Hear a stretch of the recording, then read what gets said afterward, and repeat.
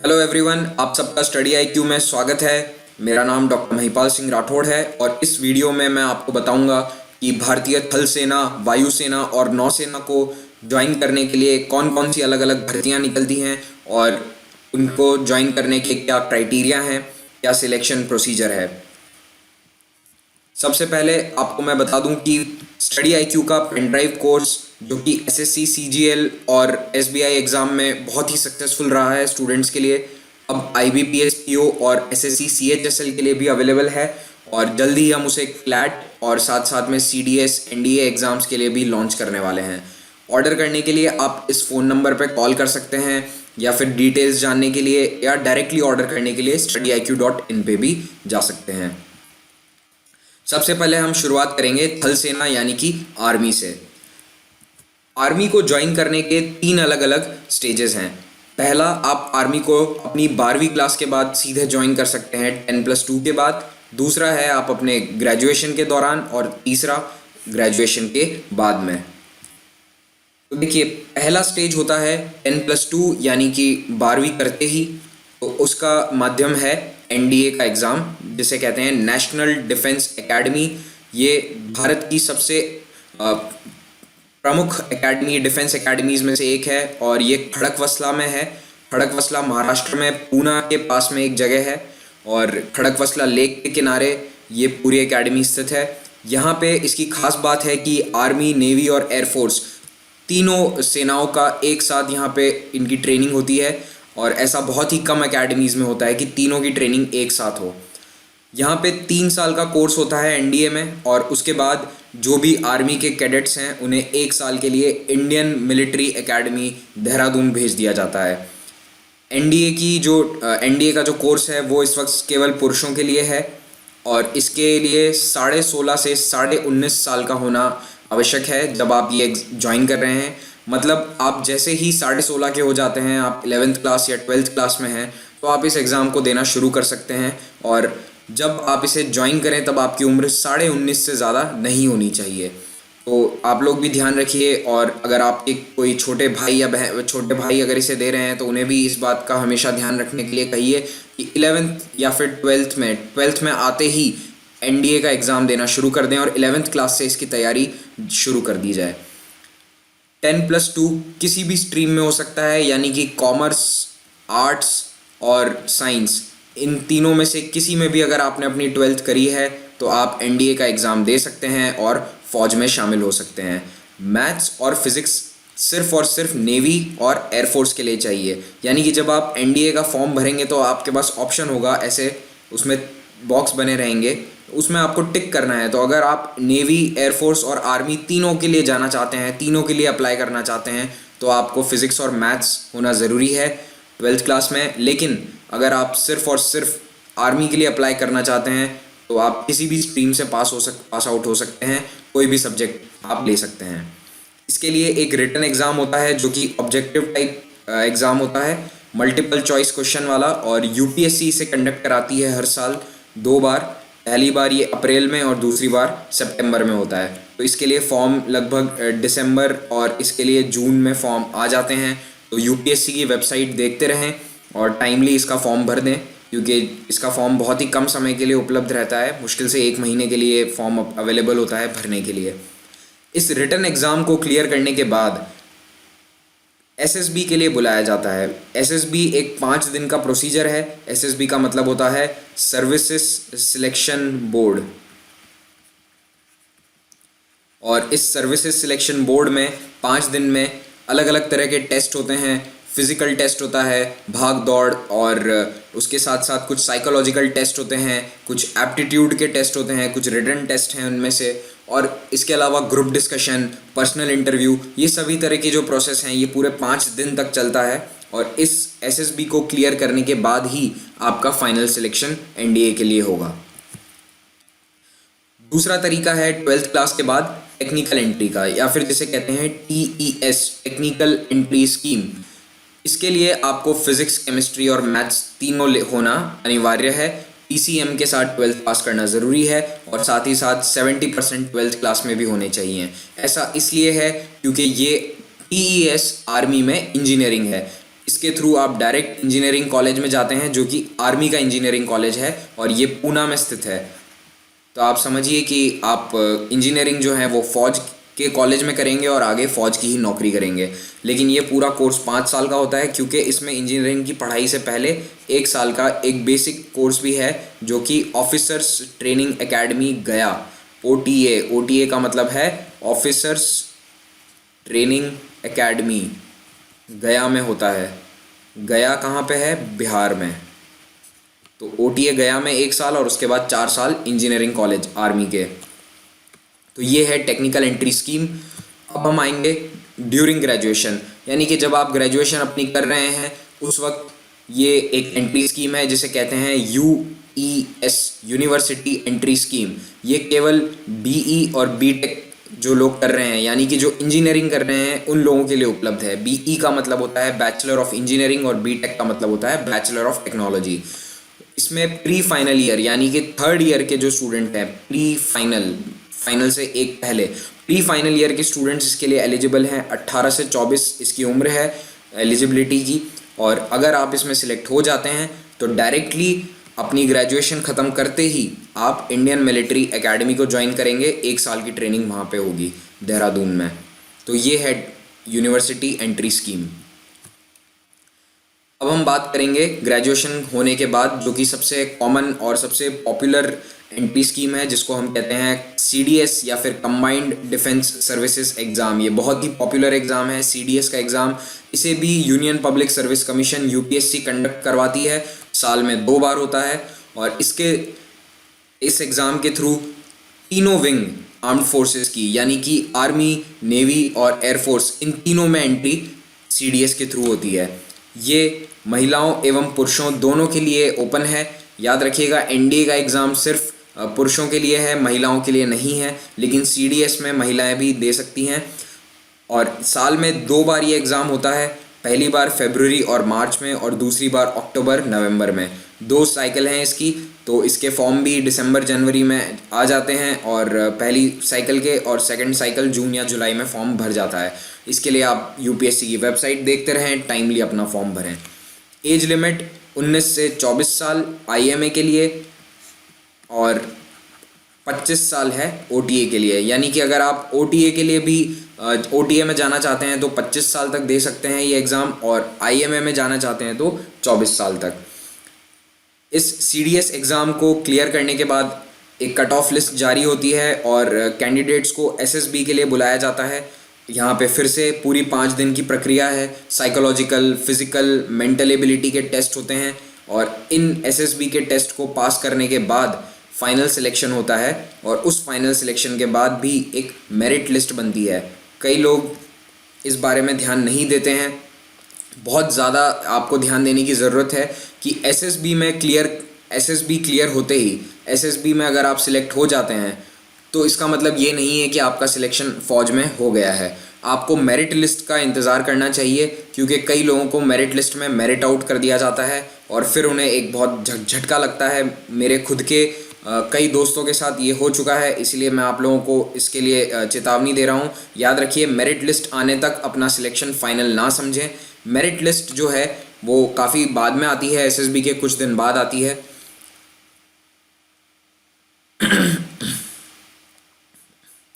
तो ये था CDS का एग्ज़ाम। CDS का एग्ज़ाम क्लियर करने के बाद आप इंडियन मिलिट्री एकेडमी देहरादून या फिर officers training academy OTA Chennai जाएंगे। अगर आपकी रैंक अच्छी है तो आप IMA में जाएंगे, और अगर आपकी रैंक थोड़ी सी नीचे आई है या फिर आपने उम्र के हिसाब से OTA के लिए ही आप एलिजिबल हैं तो फिर आप OTA चेन्नई जाएंगे। अब हम बात करेंगे NCC एंट्री की। देखिए, स्कूल कॉलेजों में NCC होती है और इस NCC में एक सर्टिफिकेट मिलता है जिसे कहते हैं हम C सर्टिफिकेट। और इस C सर्टिफिकेट एग्ज़ाम में आपका मिनिमम B ग्रेड होना चाहिए। तो इसका मतलब ये कि ग्रेजुएशन यानी कि एक डिग्री, और उसके साथ साथ में अगर आपके पास NCC का C सर्टिफिकेट है तो आप डायरेक्ट अप्लाई कर सकते हैं आर्मी में रिक्रूटमेंट के लिए। आपको CDS एग्ज़ाम देने की ज़रूरत नहीं है यहाँ पे, और आपको सीधा SSB के लिए कॉल आ जाएगा। तो ये बहुत ही महत्वपूर्ण स्टेप है, क्योंकि CDS में कंपटीशन बहुत टफ होता है। भारत के सबसे कठिनतम एग्ज़ाम्स में से एक है ये CDS। और अगर आपके पास सी सर्टिफिकेट है तो आप सीधा एसएसबी में जाकर और ओटीए चेन्नई में अपनी ट्रेनिंग शुरू कर सकते हैं एसएसबी क्लियर करने के बाद। इसकी एज लिमिट है 19 से 25 साल।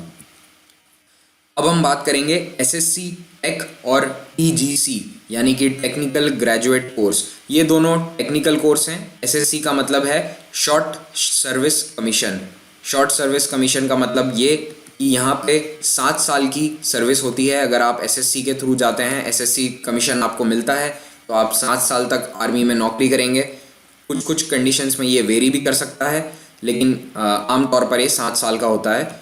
तो जो भी इंजीनियरिंग की अपनी फाइनल ईयर में है या फिर जिनकी डिग्री ख़त्म हो चुकी है वो इसमें अप्लाई कर सकते हैं। यहाँ पे कोई रिटन एग्ज़ाम नहीं होता है सीडीएस की तरह, सीधा एसएसबी का कॉल आता है। एज लिमिट 20 से 27 है। आप देखेंगे कि थोड़ी सी रिलैक्स्ड है एज लिमिट यहाँ पे सीडीएस के कंपैरिजन में। और कट ऑफ डिक्लेयर होती है मार्क्स के बेसिस पे। इंजीनियरिंग में जो आपके फाइनल ईयर के मार्क्स हैं उसके बेसिस पे कट ऑफ डिक्लेयर होगी और फिर एसएसबी का कॉल आएगा। तो ये था एसएससी टेक या फिर टीजीसी एंट्री। एक और एंट्री होती है जैग या फिर जज एडवोकेट जनरल, इसे कॉमनली जैग भी कहते हैं। ये जैग जो है ये लॉयर्स की सर्विस है। मतलब जो फ़ौज में वकील होते हैं उन फ़ौज को भी वकील की ज़रूरत होती है क्योंकि फ़ौज के अपने खुद के कोर्ट हैं और उसके अलावा कई सारे केसेस में जहाँ पे आर्मी की तरफ से वकालत करनी पड़ती है कोर्ट्स में। यहाँ पे लॉयर्स का रिक्रूटमेंट होता है। एलएलबी की डिग्री ज़रूरी है ऑब्वियसली, और यहाँ पे भी 21 से 27 साल की उम्र है। तो इन सब मेन एंट्रीज के अलावा कुछ टेक्निकल एंट्रीज और भी हैं, लेकिन ये इतनी ज़्यादा इम्पॉर्टेंट नहीं है क्योंकि इसमें काफ़ी कम लोग होते हैं। जैसे कि मेडिकल कोर जो कि सिर्फ एएमसी, इसमें एंट्री एमबीबीएस करे हुए लोगों के लिए होती है, आर्मी में डॉक्टर्स के लिए। और इसके बाद आर्मी डेंटल कोर होता है, यहाँ पे भी डायरेक्ट रिक्रूटमेंट होता है मार्क्स के बेसिस पे, इसे कहते हैं एडीसी रिक्रूटमेंट। और फिर होता है remount and veterinary core RVC. इसमें वेटनरी डॉक्टर्स को लिया जाता है, वेटनरी स्पेशलिस्ट्स को लिया जाता है। आरवीसी का काम है फौज के जो घोड़े हैं, जो स्निफर डॉग्स हैं जो कि बॉम्ब को सूंघ लेते हैं, उस तरह के जितने भी स्पेशल जानवर हैं उनकी केयर करना, उन्हें संभालना, और ये आरवीसी का काम है। इसीलिए वहाँ पे वेटनरी डॉक्टर्स की ज़रूरत पड़ती है। फिर उसके बाद आखिरी में आता है टेरिटोरियल आर्मी। ये इम्पॉर्टेंट है क्योंकि ये कभी एग्ज़ाम में आपसे पूछा जा सकता है कि ये टेरिटोरियल आर्मी क्या है। तो देखिए, टेरिटोरियल आर्मी में परमानेंटली आर्मी की सर्विस नहीं करनी होती। ये एक तरह से टेम्परेरी आर्मी सर्विस होती है जिसमें आप 2 या 3 महीने साल के आर्मी को देते हैं। वहाँ पे आप 3 महीने नौकरी करते हैं और उसके बाद आप अपने खुद के सर्विस में या फिर अपना बिजनेस कर सकते हैं। तो उन 3 महीनों के लिए फ़ौज आपको सैलरी देगी। और इस टेरिटोरियल आर्मी का मुख्य काम ये है कि कभी अगर इमरजेंसी हो गई या युद्ध छिड़ जाता है या फिर कोई भी आपातकालीन स्थिति होती है तो वहाँ पे टेरिटोरियल ऑफिसर्स को बुला लिया जाता है सर्विस के लिए। तो ये एक तरह की बैकअप फोर्स है। और टेरिटोरियल आर्मी में कुछ फेमस ऑफिसर्स हैं जैसे कि कपिल देव और महेंद्र सिंह धोनी और सचिन तेंदुलकर भी हैं, लेकिन ये आप इस फोटो में देख सकते हैं उन्हें एयरफोर्स में स्पेशल ऑफिसर का ऑनरेरी ऑफिसर का एक दर्जा दिया गया था, उसका फ़ोटो है। तो महेंद्र सिंह धोनी और कपिल देव और एक अनुराग सिंह ठाकुर जो कि बीसीसीआई चेयरमैन है इस वक्त, वो भी इस टेरिटोरियल आर्मी में शामिल हैं। अब हम बात करेंगे वायुसेना की।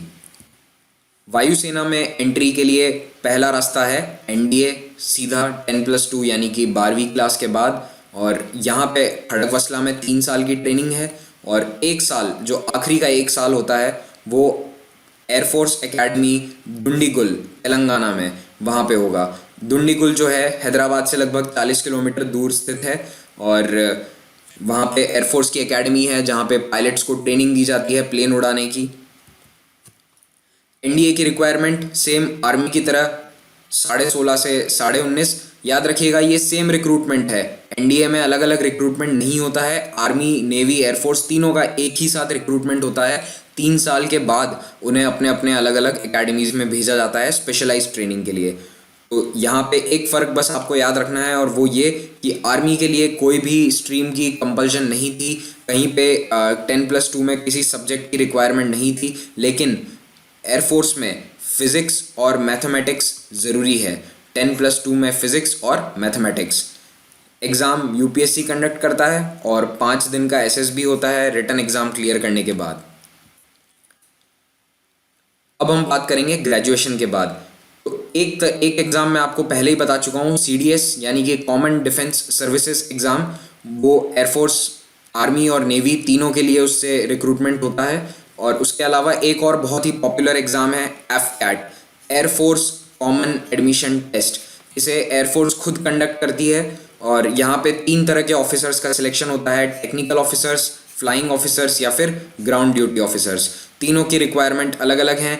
इनमें अंदर भी टेक्निकल और ग्राउंड ड्यूटी में भी कई तरह की स्पेशलाइज्ड ड्यूटीज़ हैं, लेकिन मेनली सबकी रिक्वायरमेंट एक ही है, 10+2 में फिजिक्स और मैथ्स। आप ग्रेजुएट किसी भी स्ट्रीम में हो सकते हैं, लेकिन आपकी 10+2 फिजिक्स और मैथ्स के साथ होनी चाहिए। यानी कि आप बीकॉम या बीए हिस्ट्री में भी आपका हो सकता है, लेकिन आपके पास 10+2 में फिजिक्स और मैथ्स कंपलसरी है। ये था फ्लाइंग के लिए और ग्राउंड ड्यूटी ऑफिसर्स के लिए। तो इसका मतलब ये है कि अगर आपने अपनी बीकॉम करी है या फिर बीए करी है और अगर आप पायलट बनना चाहते हैं तो आप बिल्कुल बन सकते हैं, लेकिन आपको फिज़िक्स और मैथ्स में 12th क्लास में ये 2 सब्जेक्ट्स होने ज़रूरी हैं। और जो टेक्निकल एंट्री है उसके लिए एरोनॉटिकल इंजीनियरिंग ज़रूरी है। यहाँ पे कोई भी ग्रेजुएशन नहीं चलेगी। टेक्निकल एंट्री के लिए सिर्फ कुछ स्पेशलाइज्ड इंजीनियरिंग है, जैसे कि एरोनॉटिकल इंजीनियरिंग, उनका होना ज़रूरी है। एज क्राइटेरिया देखते हैं तो फ्लाइंग ऑफिसर के लिए 20 से 24 साल की उम्र और टेक्निकल ग्राउंड ड्यूटी ऑफिसर्स के लिए 20 से 26 साल। जैसे कि आर्मी में एसएसबी होता है, सर्विसेज सिलेक्शन बोर्ड, वैसे ही यहाँ पे होता है air force services board, air force selection board, AFSB. और यहाँ एएफएसबी को क्लियर करने के बाद आप एफकैट को क्लियर करने के बाद, रिटन एग्जाम को क्लियर करने के बाद आपको एएफएसबी के लिए बुलाया जाता है। पूरा प्रोसीजर एसएसबी के समान है। 5 दिन का एग्ज़ाम होगा, साइकोलॉजिकल, एप्टीट्यूड और इंटरव्यू होंगे यहाँ पे। और इस तरह के टेस्ट्स कई सारे पास करने के बाद आपका एयरफोर्स में एज एन ऑफिसर सिलेक्शन होगा। अब मैं बात करूँगा नौसेना की। तो देखिए, नेवी में सिलेक्शन के लिए पहला रास्ता सिमिलर टू आर्मी और एयरफोर्स, एनडीए। एनडीए में 3 साल में खड़कवसला में जो ट्रेनिंग होगी, उसके बाद 1 साल की फाइनल ट्रेनिंग के लिए इन कैडेट्स को भेजा जाएगा इंडियन नेवल एकेडमी एलिमला, केरला में। ये नाम बहुत ही इंपॉर्टेंट है। ये काफ़ी नई एकेडमी है, 2009 में ही इसको खोला गया था। तो देखिए, इंडियन नेवल एकेडमी एलिमला, इस जगह का नाम याद रखिएगा, एग्ज़ाम में डायरेक्टली पूछा जा सकता है। 1 साल की ट्रेनिंग यहाँ पे होती है। रिक्वायरमेंट्स 16.5 से 19.5 साल की उम्र और एयरफोर्स की तरह यहाँ भी फिजिक्स और मैथमेटिक्स। ध्यान दीजिए, देखिए एयरफोर्स और नेवी में ये फिजिक्स और मैथ्स की रिक्वायरमेंट इसीलिए है क्योंकि यहाँ पे काम काफ़ी टेक्निकल है। जहाज़, युद्धपोत, हवाई जहाज़, मिसाइल्स, इन सब में डील करना होता है ऑफिसर्स को, तो इसीलिए मैथ्स और फिजिक्स की जानकारी बहुत ज़रूरी है। जबकि आर्मी में ऐसा नहीं है। आर्मी में फिजिक्स और मैथ्स की स्पेशलाइज्ड रिक्वायरमेंट सिर्फ कुछ ब्रांचेस में है और वहाँ पे ऑलरेडी पहले से इंजीनियर्स की ही रिक्रूटमेंट होती है। तो देखिए, ये एग्ज़ाम यूपीएससी कंडक्ट करवाता है, जैसा कि हम पहले भी देख चुके हैं। 5 दिन का एसएसबी और उसके बाद final selection. Similar to army, यहाँ पर भी एक टेक्निकल एंट्री स्कीम है, जैसे कि टीईएस कहा जाता है, यानी कि सीधा इंजीनियरिंग। नेवी आपको इंजीनियरिंग करवाएगी और इसके लिए आपको चाहिए 70% एग्रीगेट मार्क्स 12th क्लास में और 50% मार्क्स इंग्लिश में। ये रिक्वायरमेंट और कहीं भी नहीं है, ये सिर्फ नेवी में है। 50% मार्क्स इन इंग्लिश और 70% marks in 12th class with physics, chemistry and maths. ये तीनों सब्जेक्ट कंपलसरी हैं। पीसीएम में 70%। दूसरा ऑप्शन है नेवी में, ग्रेजुएशन के बाद, आपकी डिग्री खत्म होने के बाद आप सीडीएस का एग्ज़ाम दे सकते हैं। और इस सीडीएस में एक रिक्वायरमेंट एक्स्ट्रा है जो कि आर्मी में नहीं थी और एयरफोर्स में भी नहीं थी, वो है बीटेक ज़रूरी है। अगर आपको नेवी में जाना है और सीडीएस का एग्ज़ाम देना है तो आपके पास बीटेक या फिर बीई, बैचलर ऑफ इंजीनियरिंग या फिर बैचलर ऑफ टेक्नोलॉजी की डिग्री ज़रूरी है किसी भी स्ट्रीम में। सीडीएस का एग्ज़ाम साल में 2 बार होता है, फरवरी मार्च और अक्टूबर नवंबर। एज लिमिट यहाँ पे 19 से 24 साल है नेवी के लिए।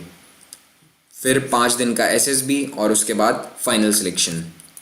नेवी में ये सारी पोस्ट जो यहाँ पे लिखी हुई हैं इस CDS एग्ज़ाम के थ्रू ली जाती हैं। इनमें ऑफिसर्स लिए जाते हैं डाइविंग ऑफिसर जो कि गोताखोर होते हैं, गोता लगाते हैं, general service officer, hydrographic officer, law officer, logistics officer जो कि सामान इधर से उधर पहुंचाने का जिम्मा इनके होता है। सारे इक्विपमेंट, बड़े बड़े जो साजो सामान होते हैं उन सब का मूवमेंट इनकी जिम्मेदारी होती है। नेवल आर्मामेंट यानी कि नेवी का जो गोला बारूद है उसको इंस्पेक्शन करने वाले officers, observer officers, pilot officers. तो देखिए पायलट वो होता है जो प्लेन को उड़ाता है। याद रखिएगा नेवी के पास भी कुछ प्लेन्स हैं। हमारे पास ऐसे युद्धपोत हैं जिन पे प्लेन लैंड कर सकते हैं, जैसे कि INS विक्रमादित्य। तो उन पे जो भी प्लेन्स उड़ते हैं वो एयरफोर्स के प्लेन नहीं हैं, वो नेवी के प्लेन हैं। तो उनके लिए पायलट्स की ज़रूरत होती है, ऑब्जर्वर की ज़रूरत होती है। ऑब्जर्वर पायलट के साथ में बैठता है और वो उसे रीडिंग्स बताता है। तो ये दोनों फ्लाइंग ऑफिसर्स हैं, ऑब्जर्वर और पायलट। प्रोवोस्ट ऑफिसर, प्रोवोस्ट का मतलब एक तरह से पुलिस है। तो जैसे मिलिट्री पुलिस आपने देखी होगी जो कि आर्मी कैंटोनमेंट्स में होती है, जो कि मिलिट्री पुलिस एक अलग ही विंग है, उसी तरह से नेवी में प्रोवोस्ट ऑफिसर होते हैं। फिर हैं सबमरीन ऑफिसर्स। तो ये सारे हैं नेवी के अलग अलग ऑफिसर्स के रिक्रूटमेंट।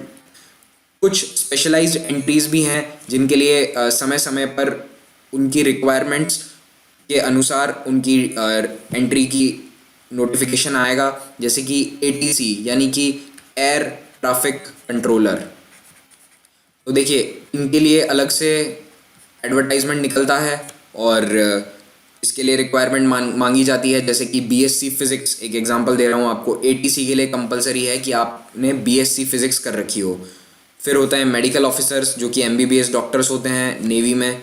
इलेक्ट्रिकल इंजीनियर्स स्पेसिफिकली, क्योंकि देखिए नेवी के शिप्स में, सबमरीन्स में बहुत सारे इलेक्ट्रिकल सामान होता है, बहुत सारी इलेक्ट्रिकल इक्विपमेंट होते हैं, तो उनके लिए स्पेसिफिक इलेक्ट्रिकल इंजीनियर्स की ज़रूरत होती है। और फाइनली एजुकेशन ऑफिसर्स जो कि नेवी की एकेडमी में पढ़ाएंगे, यानी कि टीचर्स।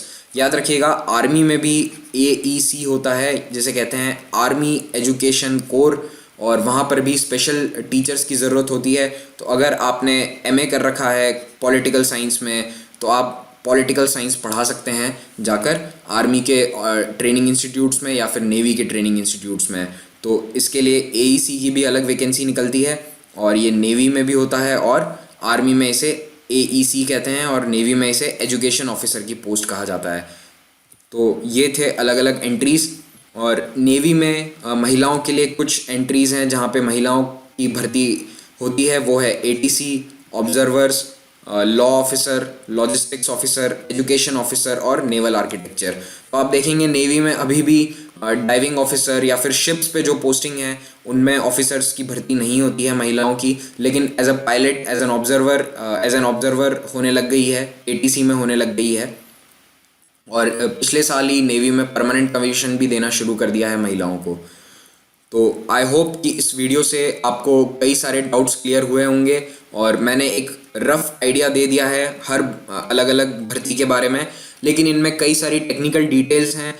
हर रिक्रूटमेंट में कुछ ना कुछ टेक्निकल चीज़ें हैं जो कभी कभी चेंज भी हो जाती हैं।